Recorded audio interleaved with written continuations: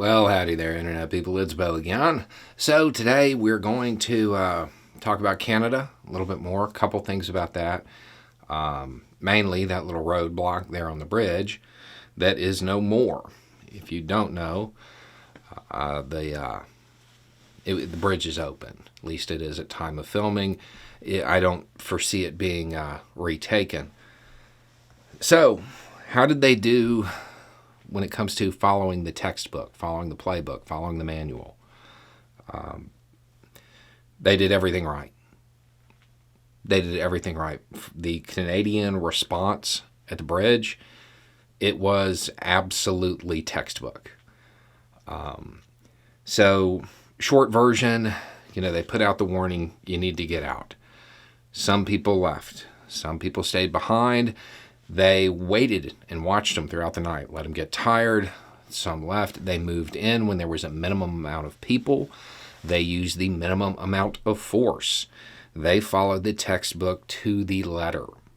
Now, I do understand that there are demographics within Canada who do not get the benefit of the textbook. And I understand that. One thing that I do want to point out is that if they continue to use the manual and they handle the other places where stuff like this is going on the same way, this won't even be a footnote. This will be forgotten. Nobody's going to get their stripes because they were there. When they use the manual, and the reason that this playbook exists, it denies the opposition, in this case, the, quote, truckers, it denies them any victory. They don't get a propaganda victory because they don't get that footage. They don't get, the sympathy that's generated by the state coming in and just, clubbing people or whatever. If you watch the takedowns, I am not exaggerating when I say this. The worst takedown I saw, the most physical arrest that I saw in that footage, while covering demonstrations in the United States and identified as press, I have been roughed up more by accident by American cops. They did a great job. So they denied them that media win, that public relations win. They don't get that. It was a failure on all fronts. They didn't secure the bridge. They didn't keep it, even after they said they were going to. And then they didn't get any dramatic footage that they can use to garner sympathy. If the Canadian forces continue using the manual, this won't be remembered. This will be something that is probably forgotten about within 2 years. It won't be a viable recruitment tool. And for a lot of the groups involved, remember, the mandate isn't the reason, it's the excuse. And it's not really about that. It's about getting people associated with the group, getting them in.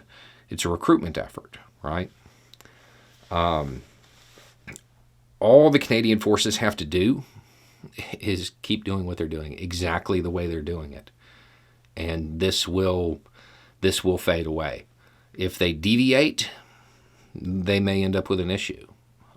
Now, I know some people are going to say, well, they're only treating them that way because they agree with them. Some of the cops may agree with them. Okay, doesn't matter. It doesn't change the outcome.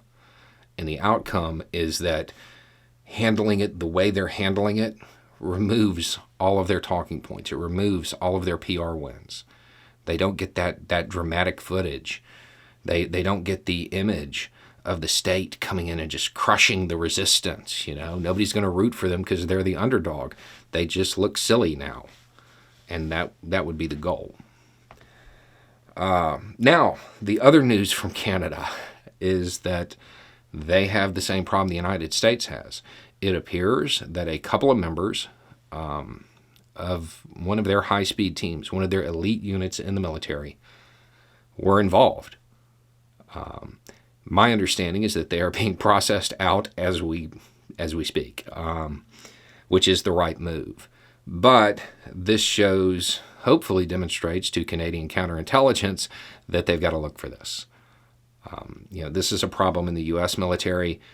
And in this case, again, you don't know if these people are just against the mandate or they are aligned with some of the more extreme elements that were kind of prodding this little movement along. And that's something that Canadian counterintelligence is going to have to deal with. I know there may be some, wondering why they would take the extreme measure of booting them. It works differently there. This is a unit that could be called upon to protect the Prime Minister. So if they're part of a group or sympathetic to a group that has called him a traitor and called for a lot of extreme measures as far as he's concerned, well, they can't be involved. So that, as far as I understand, the move that the Canadian military is taking, that's the right one. They got to go. It should probably be followed up by some more extensive background checks and checking out people's social media and checking out their sympathies. So anyway, it's just a thought. Y'all have a good day.